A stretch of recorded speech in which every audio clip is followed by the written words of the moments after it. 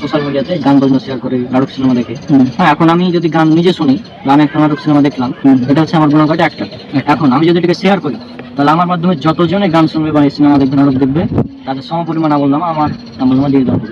এটা কিন্তু আমি বানিয়ে বলছি না, এটা রাসূল সাল্লাল্লাহু আলাইহি ওয়াসাল্লাম তিনি বলেছেন।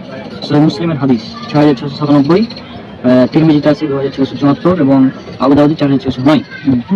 একদম বলেছে যে যে ব্যক্তি কোনো মানুষকে ভালো কাজের দিকে ডাকবে, সে তার সমপরিমাণ মানে আমল নামায় সব পাবে, তার ভালো কাজে সব পাবে। আমি যদি কাউকে একটি ভালো কাজের আদেশ দিলাম, ওই ভালো কাজটা যতজন পালন করবে তাদের সমপরিমাণ নেকি আমার আমল নামায় দেওয়া হবে।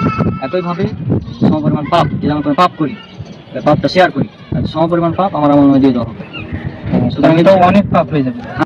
এখন বিষয়টা হচ্ছে, আমি যদি একটা গান শেয়ার করি আর সেই গানে যদি 1 মিলিয়ন ভিউ হয়, তাহলে ওই 1 মিলিয়ন মানুষের যে পাপ, সে পাপ আমার আমল নামে দিয়ে দেওয়া হবে। এখন আমরা নিজেদের পাপ নেই, মানে পারি না, টানাছাড়া করতে হচ্ছে, সেখানে যদি 1 মিলিয়ন মানুষের পাপ দেওয়া হয়, তাহলে কি অবস্থা হতে পারে ভাই? অনেক তো, তাহলে কি অবস্থা হবে? তো সেই জন্য আমি বলি যে পাপ তো হবেই, পাপ ছাড়া কেউ থাকতে পারবে না, খুবই মুশকিল।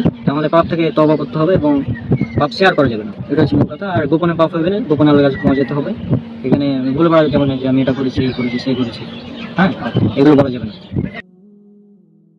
নতুন কিছু শিখলাম বন্ধু। হ্যাঁ।